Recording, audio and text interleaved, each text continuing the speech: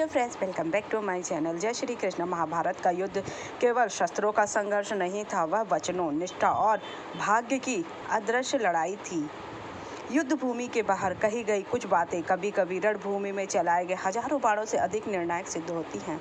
ऐसा ही एक क्षण तब आया जब मृत्यु से पहले गुरु द्रोणाचार्य ने अंगराज कर्ण को ऐसा सत्य बताया जिसे सुनकर कर्ण का पराक्रमी हृदय भी कांप उठा। महाभारत के युद्ध में कर्ण जैसा पराक्रमी योद्धा शायद ही कोई दूसरा था। सूर्यपुत्र, दानवीर, कुंती पुत्र और दुर्योधन का अटूट मित्र, लेकिन उनके हृदय में एक गहरा द्वंद्व हमेशा चलता था। युद्ध के 11वें दिन के बाद जब भीष्म पितामह बाड़ासन पर लेटे चुके थे और गुरु द्रोणाचार्य सेनापति बने, तो कर्ण उनके शिविर में पहुंचे। वहां वह संवाद हुआ जो अंगराज कर्ण को झंझोर कर रख दिया, एक ऐसा रहस्य जो उसके जन्म, निष्ठा और भाग्य से जुड़ा था। आइए जाने वो रहस्य, वो बात क्या थी। कर्ण का आगमन और प्रश्न। कौरव शिविर में आचार्य गुरु द्रोणाचार्य ध्यानमग्न बैठे थे। द्वारपाल ने आकर कहा कि अंगराज कर्ण आए हैं। गुरु द्रोणाचार्य ने उन्हें आदर से अंदर बुलाया। कर्ण प्रवेश करते हैं। कवच पर धूल जमी हुई है और मन बेचैन था। वह प्रणाम कर बोले, आचार्य, आपको आश्चर्य हो रहा होगा कि मैं यहाँ क्यों आया। आज मैं योद्धा नहीं बल्कि एक शिष्य बनकर प्रश्न लेकर आया हूँ।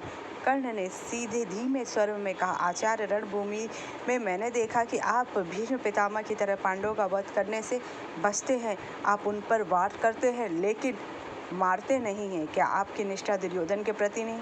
द्रोणाचार्य ने उत्तर दिया, अंगराज, मैं योद्धा हूँ लेकिन ब्राह्मण भी। मुझे ज्ञान है कि पांडव धर्म के पक्ष में, उनका वध इतना सरल नहीं है। और एक रहस्य और मैं अब तक छिपाए हूँ, पांडवों की रक्षा का दिव्य रहस्य। कर्ण ने आश्चर्य से पूछा, ऐसा रहस्य?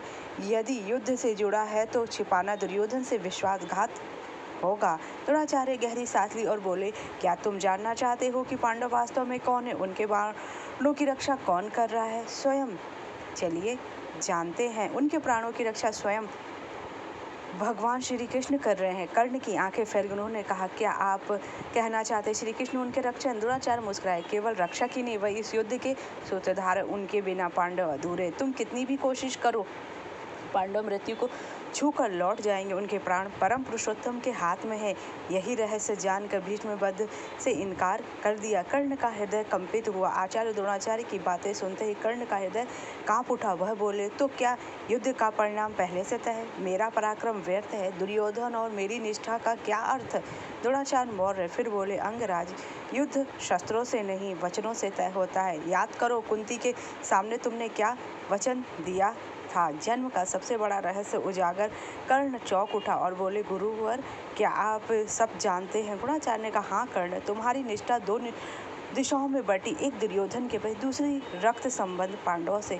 यही द्वंद्व तुम्हें रोकता है। तुम पांडवों को घायल करते तो हो लेकिन वध नहीं कर पाते। कर्ण व्याकुल होते हुए बोले, क्या यह द्वंद्व दुर्योधन की हार का कारण बनेगा?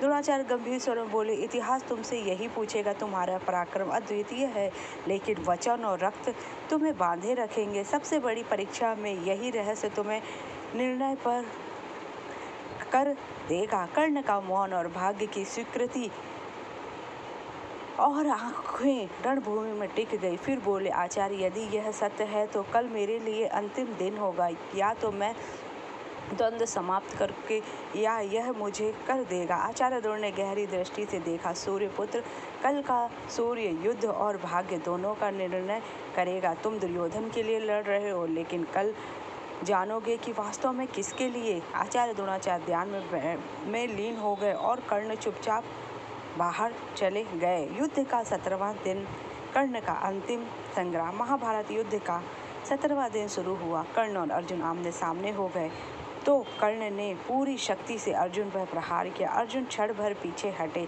तभी कर्ण के रथ का पहिया कीचड़ में धंस गया। कर्ण बोले, अर्जुन, युद्ध नियम कहता है कि रथ धंसने पर प्रहार नहीं किया जाता। ठहरो, मैं पहिया निकालता हूँ। श्री कृष्ण का प्रचंड उत्तर और कर्ण का वध। तभी श्री कृष्ण गरजते हुए बोले, पार्थ, यही वह है कर्ण है जिसने अभिमन्यु को चक्रव्यूह में घेर कर निर्दयता से मार डाला। क्या तुम नियम याद थे? द्रौपदी चिरहरण में इतने अपमान किया, क्या तब धर्म याद था? आज धर्म तुम्हारे हाथों स्थापित होगा। गांडी उठाओ। अर्जुन ने अंजलिया अस्त्र संधान किया। कर्ण पहिया उठाने का प्रयास कर रहा था, आंखों में निराशा। उन्होंने आकाश देखा। हे सूर्य, आपका पुत्र पराक्रम से नहीं भाग्य से हार रहा है। इसी बीच अर्जुन का बाण छूटा और कर्ण की छाती में धंस गया। कर्ण लड़खड़ाए और अंतिम बार बोले, अर्जुन, तुमने नहीं, मुझे भाग्य ने मारा है। अगर आपको मेरी जानकारी अच्छी लगी, जय श्री कृष्ण।